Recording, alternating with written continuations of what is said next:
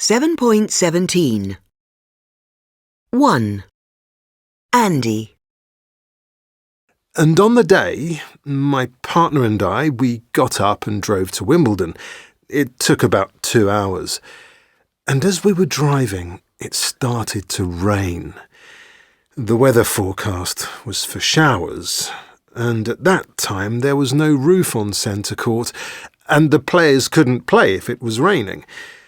But we got there, parked the car, and went in and found our seats and sat under our umbrella. Play was supposed to start at 2, and at 1:30 the rain stopped. Then at 2 the players came on, and the atmosphere was brilliant. And then at 2:15 the rain started again. The match was stopped, and the court was covered over. And that was all the tennis we saw all day.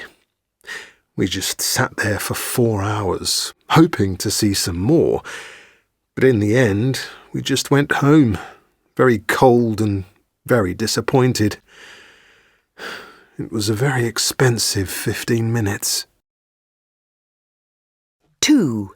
Kathy. When we got there, we found our seats and sat down. The theatre wasn't full, but then, just before the play was going to start, the rows of seats in front of us suddenly filled up with a group of about 30 teenagers.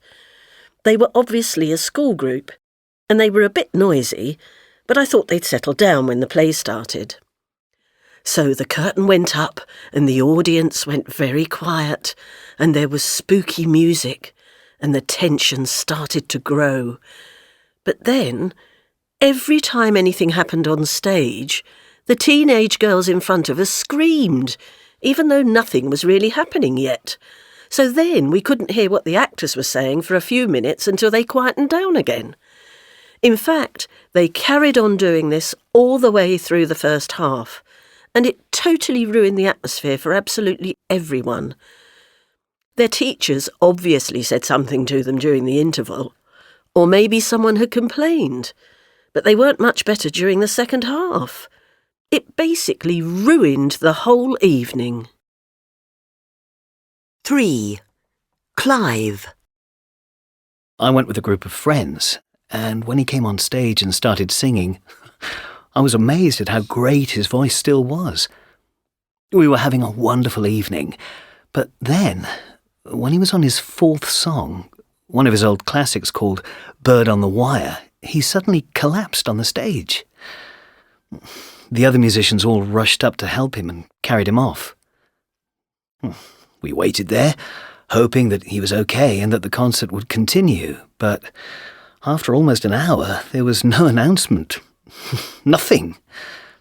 And we thought maybe he died.